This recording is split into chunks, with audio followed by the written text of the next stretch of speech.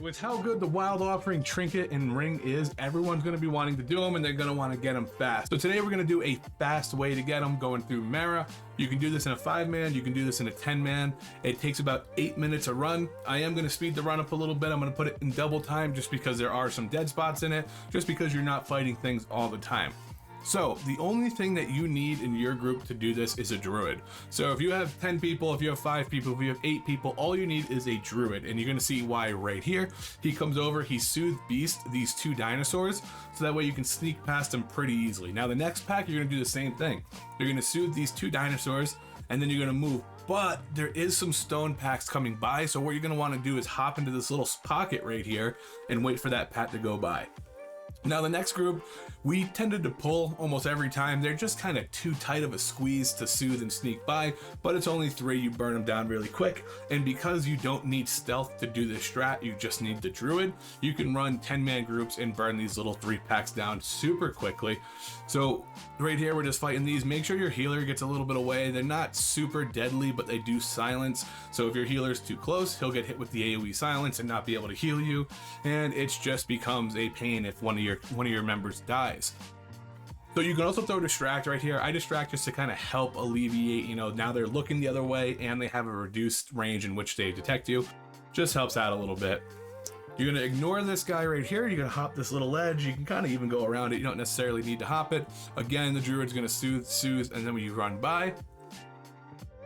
Now here is where you are actually gonna have to fight things. Because you're not a stealth group, you can't really get past these. So you're gonna fight these sections of 2 rock guys. They're not too bad. They do hit kind of hard.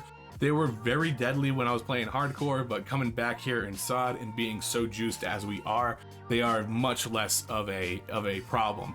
If you see that pack coming, you can see I threw a Distract out to turn him around. Pop that in there, buy yourself a little bit more time. That way you're not struggling to fight all these different things and you gotta hold aggro on anything. Burn down the big guy and then focus on these.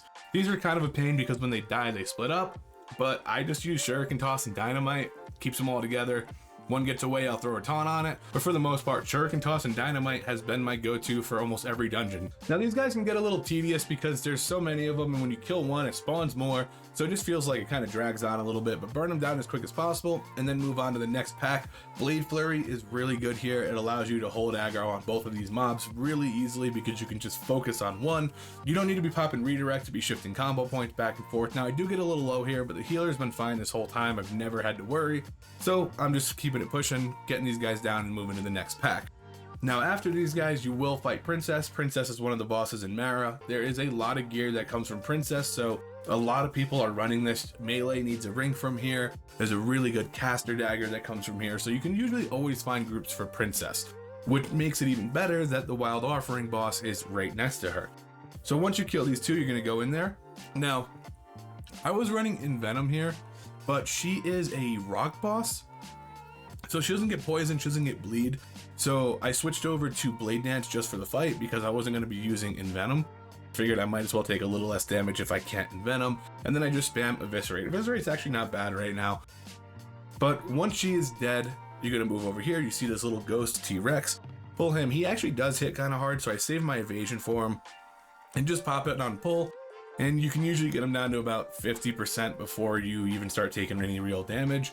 And then just continue to burn him down. And once he dies, you will get the Wild Offering. Now after this, I want to show you guys where to do the logout skip and how to get back to the orange side of Mara, because it does make it a lot easier if you just know the path. I know so many people get lost in this place. It is like a cave. So after you kill him, you're going to run over here. You're going to go right on this waterfall and walk right on the ledge. You're technically swimming right now. So that here you can log out.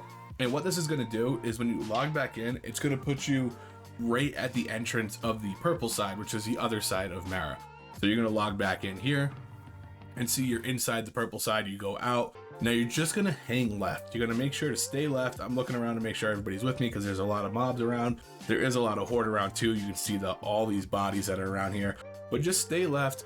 Follow this path. It's really short. Jump off this ledge. Look at all the bodies. Oh my God. And then here you go. You're right at the portal room. And then you pop a portal and you go right back in. So there you go. The run takes about 8 minutes. So good luck, get out there, get some offerings, and until next time, guys.